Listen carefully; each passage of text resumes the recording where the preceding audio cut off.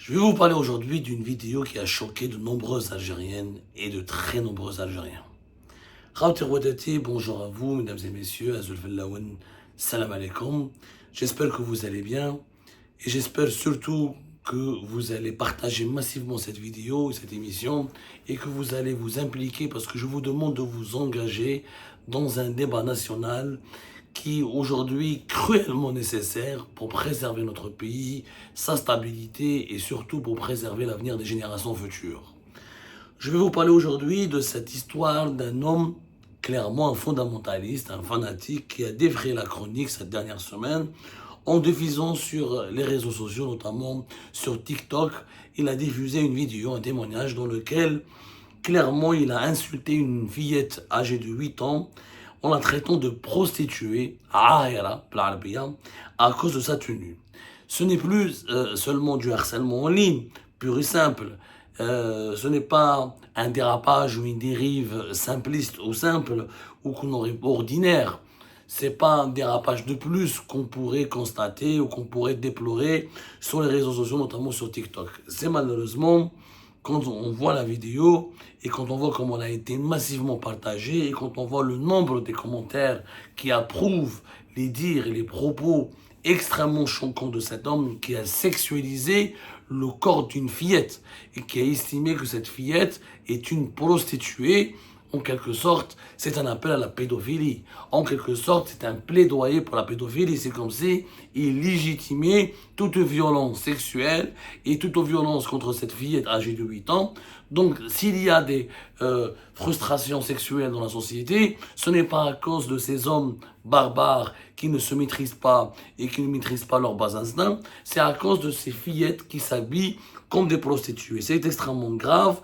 Ce qui est encore plus grave, c'est que cet homme a été soutenu par un certain nombre d'islamistes, toujours, il faut le dire la vérité. D'ailleurs, l'homme, il s'affiche avec une longue barbe, un discours idéologique bien rodé, un vocabulaire clairement islamiste et des références au courant islamiste. Il ne faut pas cacher, on ne peut pas cacher le soleil avec un tamis, c'est une vérité, ce sont des islamistes purs et durs qui tiennent un discours idéologique et qui veulent donc, qui s'acharnent, qui sexualisent y compris le corps des filles mineures et qui sont prêts à harceler en ligne des petites fillettes pour imposer leur vision de la société, à savoir voiler de force ou le voile obligatoire pour tout le monde, y compris pour les enfants mineurs en bas âge, 8 ans, et même pas adolescentes.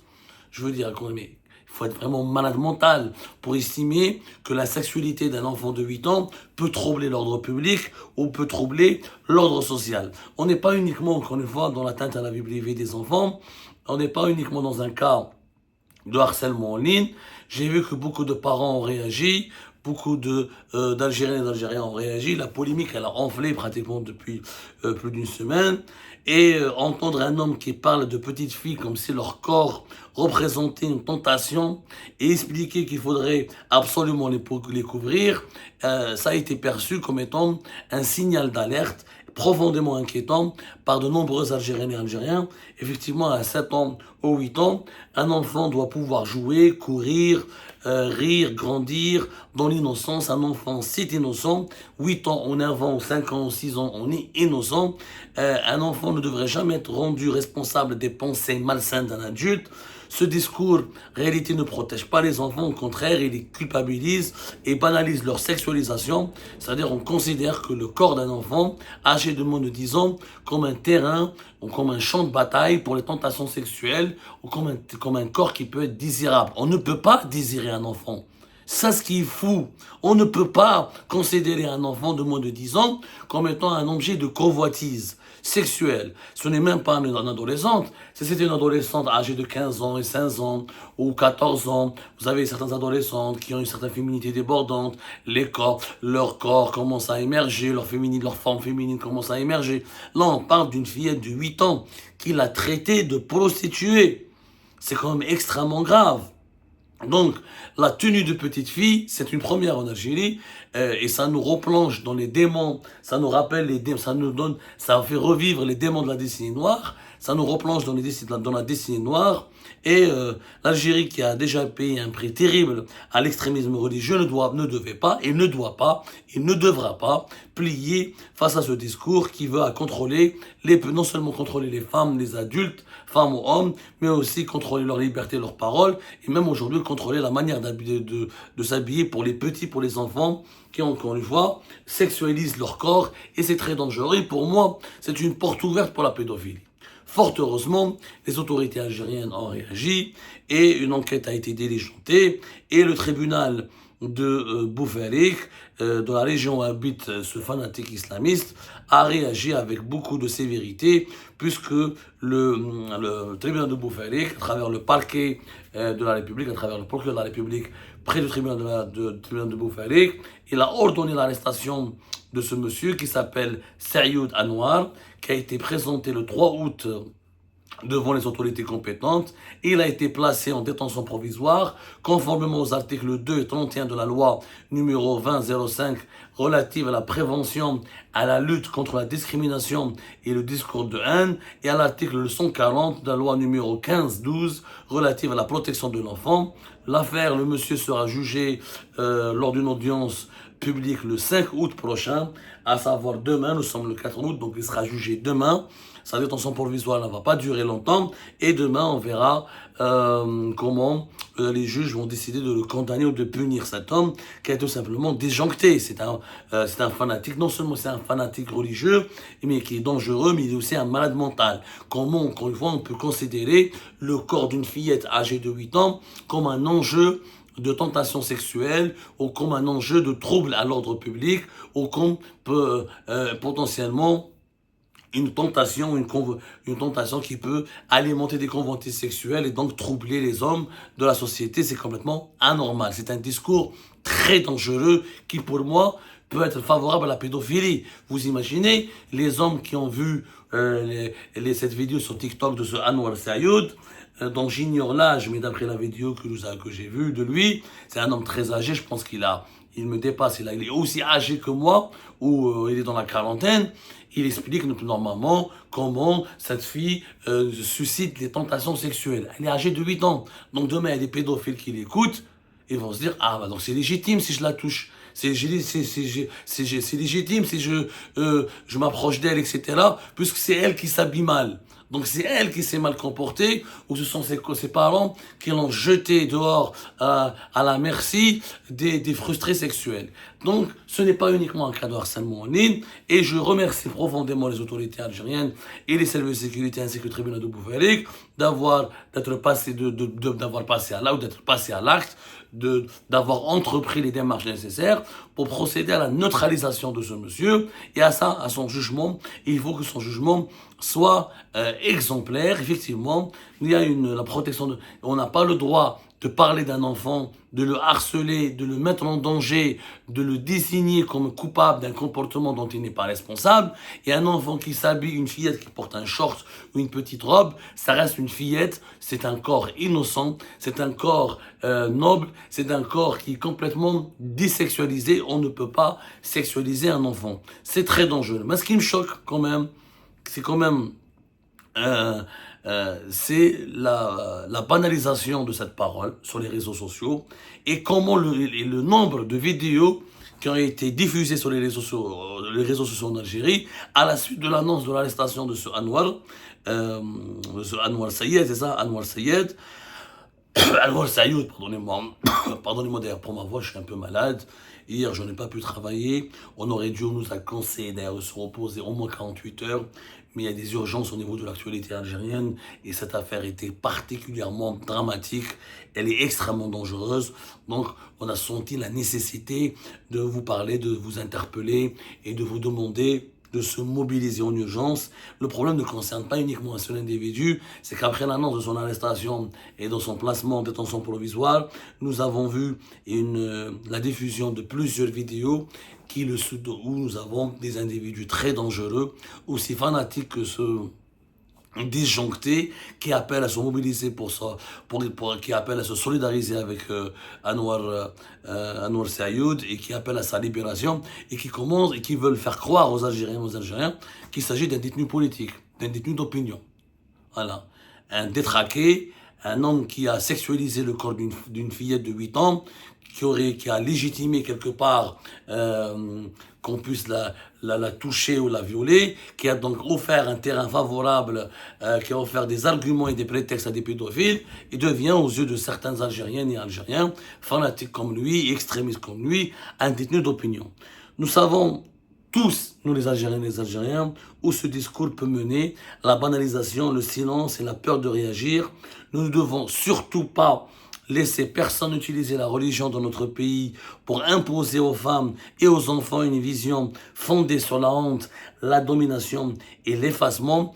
Les Algériens et les Algériens sont libres de porter le voile ou de ne pas le porter dans notre pays. Aucun homme ne doit s'arroger le droit de sexualiser un enfant et de lui faire porter la responsabilité de sa propre frustration ou de son propre regard. Protéger nos filles, protéger nos enfants, ce n'est pas couvrir leur corps, c'est les protéger des adultes qui les regardent de cette manière. Quand un adulte arrive à convoiter, à désirer une fillette, c'est que c'est lui qui est malade. Ce n'est pas la fillette qui est anormale. Alors, je vais vous montrer une vidéo que j'ai trouvée, un exemple de ces appels au soutien qui se manifestent sur les réseaux sociaux malheureusement et qui sont profondément choquants, mais vraiment profondément choquants. Regardez bien, écoutez bien quelques secondes, bark, mais des gens, je ne sais pas comment c'est m'amener. للأخ هذا الذي أسأل الله سبحانه وتعالى أن يعينه على أمره وأنصحه أن يصبر وأن يحتسب الأجر لله عز وجل.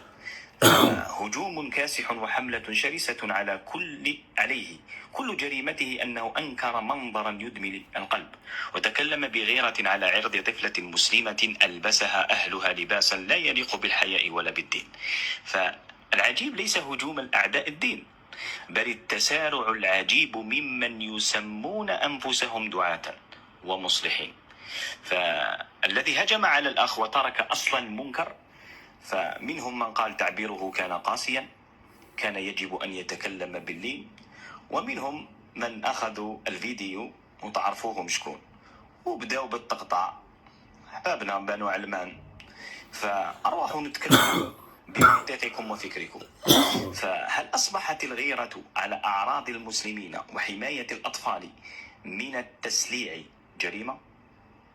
أم أن اللين صار عذرا للتقاعس عن الإنكار؟ فإن الشريعة الإسلامية جاءت بالرفق في موضعه وبالشدة في موضعها. فعندما تنتهك حرمات الله فكيف يتم التركيز على أسلوب الناصح وتجاهل صلب المنكر الذي يمس بعفة نشء المسلمين. Vous avez écouté vous-même, sur TikTok, nous avons donc un autre barbu qui défend ce Anwar Sayoud et qui parle de Banu Alman. Les Ulmaniyin en arabe, ce sont les laïcs. Il vise les laïcs, il dit que ce sont les laïcs qui ont enclenché une campagne de dénigrement et pour salir la réputation de ce Anwar Sayoud qui a sexualisé le corps d'une fillette. Il le défend, il le considère comme un héros. Il dit qu'il a fait que défendre la religion et défendre l'innocence de cette fille. Vous imaginez, il estime lui-même, je fais la traduction de ce qui a été dit dans cette vidéo, qu'il y a un courant laïque en Algérie qui veut propager le dévergondage. Il estime qu'une fillette qui porte une robe ou un short ou qui laisse voir ses jambes, etc., c'est un acte de dévergondage qui menace la société et qui est contraire à la religion. Nous sommes en 2026, mes compatriotes, nous sommes en 2026. Et nous sommes, regardez, au moment où il y a l'intelligence artificielle, la conquête de l'espace, les métaux rares et les terres rares, nous avons des débiles mentaux qui nous expliquent que le corps d'une fillette de 8 ans, on ne parle pas d'une adolescente. C'est pas une adolescente qui a 16 ans, qui commence à avoir une poitrine, qui commence à avoir des fesses, je sais pas quoi, qui est une femme. Une adolescente de 15 ans, 16 ans, c'est une fillette de 8 ans, c'est un enfant. Il devient un objet de désir sexuel. Il peut troubler des hommes. Et ces gens-là, on n'est plus dans le fanatisme religieux. On est dans la folie, on est vraiment dans la folie. C'est la folie à dire là, c'est un état de folie. Pour moi, c'est du délire, c'est un délire mental. Et celui-là, ce monsieur, considère que Anwar Sayoud a bien fait d'en vouloir aux parents de sa fille, comme quoi il la défendait, comment tu l'exposes en public. Et tu dis que quelque part, tu sexualises le corps d'une fille de 8 ans. Et tu nous fais croire que la frustration sexuelle, c'est pas elle le problème. Qu'il y ait des hommes frustrés qui peuvent désirer des mineurs, c'est pas ça le problème. Le problème, ce sont les mineurs qui s'habillent mal. Quelque part, quand une fois, on justifie la pédophilie. Regardez ce discours. Ce discours, comment il a pu se propager? C'est ça le plus important. Parce qu'on n'avait pas ce genre de discours avant. Avant, effectivement, il y avait des polémiques chaque été sur le maillot de bain, la tenue des femmes dans certaines villes du pays, etc. Sur les Algériennes adultes. Mais jamais on a eu une polémique nationale où on a eu des barbus ou des fanatiques qui osaient s'attaquer au corps des mines, des femmes, pas des adolescents, des corps des enfants. C'est une première. Ce discours s'est propagé malheureusement, constatez-le, depuis 3 ans. Il y a une émergence du discours extrémiste et religieux cette émergence, elle a dépassé toutes les limites. Elle est même elle est en train d'envahir, ce discours a envahi l'espace public. Il a quasiment envahi l'espace public. Au moment où la répression et la persécution du Hirak et de l'opposition progressiste et démocrate en Algérie s'est accentuée. Regardez, depuis 3 ans, le nombre de polémiques enclenchées par des religieux ou des hommes de religion, ou des fanatiques, ou des islamistes, ou des membres du courant de la Badissia Novembaria, des conservateurs qui se cachent derrière le nationalisme. En réalité, ce sont des islamistes. Ils maquillent leur islamisme avec du nationalisme. Le nombre, regardez les vidéos. Récemment, cet été, on a eu quelqu'un qui vient du sud du pays, qui a insulté toute la Kabylie, qui a dit que les femmes kabyles sont toutes des vergondées, qu'en Kabylie, il n'y a que des bars et des femmes des vergondées, des prostituées. Ça a fait une polémique nationale. Il n'y a pas un mois, une semaine, sans qu'il y ait un fanatique religieux ou un disjoncté, ou clairement un idéologue qui culpabilise certaines régions du pays, que ce soit la Kabylie ou Alger, ses environs, ou l'Oranie, ou qui culpabilise des jeunes Algériennes ou des jeunes Algériens pour leur manière de vivre et pour leur aspiration légitime à des libertés publiques et individuelles. Ce discours se propage parce que le contre-pouvoir, parce que le courant progressiste, malheureusement, les démocrates ont été emprisonnés, l'opposition a été démantelée, la presse libre et indépendante, notamment la presse progressiste et démocrate, a été aussi réprimée, étouffée. Donc le pouvoir, le régime Tebboune, à force d'emprisonner les hirakistes, le Hirak, on le veut ou non, c'était un magnifique mouvement plutôt favorable à la démocratie et au progressisme, où les femmes et les hommes pouvaient tous manifester ensemble, où les barbus, les voilés, les non-voilés pouvaient tous exiger une Algérie meilleure. À force d'emprisonner, de persécuter les hirakistes, les opposants démocrates, les militants du LCD, du FFS, de la gauche algérienne notamment, les journalistes indépendants, le Soir le Liberté, le Watan, etc. Les Mustafa Ben Jema'a, les Zrilej, les Karim Tabo, les Mohsen Belabbas, les Fodil Boumela, etc. La liste elle est longue. La liste elle est longue. Le régime s'est attaqué à tous les progressistes et les démocrates parce qu'ils portaient le Hirak, parce qu'ils réclamaient le changement démocratique et parce qu'ils voulaient un autre mode de gouvernance. Par conséquent, il a offert un terrain libre, un champ libre aux fanatiques religieux, à la Badissia Novembaria, aux idéologues de l'islamisme, aux islamistes idéologues et aux détraqués mentaux du courant religieux conservateur qui veut imposer une vision archaïque, non seulement une vision archaïque et fondamentaliste, mais aujourd'hui qui veut même réduire, voiler toutes les villettes et qui s'attaque maintenant à l'innocence de l'enfance. L'innocence de l'enfance. C'est ça la vérité, c'est que ce discours se propage à cause de la persécution généralisée du courant démocrate et du courant progressiste. On a vidé la société algérienne de son élite progressiste et démocrate, et ce n'est pas le retour de Saïd Saadi qui va régler l'affaire. Donc nous avons des détenus d'opinion, donc nous avons une presse qui est étouffée, donc nous avons des médias qui sont étouffés, donc des journalistes indépendants, donc des démocrates sont placés sous contrôle judiciaire, empêchés de quitter le pays, empêchés de s'exprimer sur les réseaux sociaux, comme Saïd Boudour, etc. et les autres. Donc ces gens-là sont dans le viseur du pouvoir, et ben le champ sera libre et exploité par les islamistes et par les fanatiques. C'est ça la vérité. Les services de sécurité de leur côté, à force de se mobiliser uniquement à traquer les opinions, les vidéos, les commentaires et les likes et les contenus contre Tebboune et les ministres du régime Tebboune, ils ont oublié de s'attaquer à ces fanatiques et ces religieux. Ils n'ont pas le temps de s'attaquer à ces fanatiques et ces religieux qui développent sur les réseaux sociaux un discours qui, encore une fois, veut imposer une certaine vision de la religion et une certaine religiosité qui n'est pas propre à notre culture et qui n'est pas adaptée à notre culture et à notre histoire. Clairement, une société fanatique, conservatrice et fortement arriérée.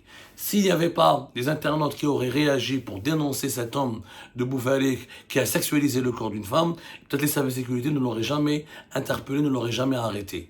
Pourquoi? Parce que les services de sécurité sont mobilisés uniquement à surveiller qui parle dans la vidéo d'Abdou Samad, qui fait des j'aime, qui fait des commentaires, qui lui donne des infos, qui fait des vidéos, des commentaires contre Abdelmajid Tebboune et ses ministres et ses généraux de Shangri-La, etc. On s'est attaqué à la liberté d'expression, on s'est attaqué à réduire la voix contestataire des Algériens et des Algériens, et on a laissé le champ libre, encore une fois, aux fanatiques les plus dangereux. Il faut absolument se réveiller et faire front commun contre ce discours qui va profiter de l'angoisse collective de notre pays et qui peut profiter de la crise sociale et économique de notre pays et de la crise politique de notre pays pour, encore une fois, recruter et endoctriner une population de plus en plus frustrée et de plus en plus désorientée.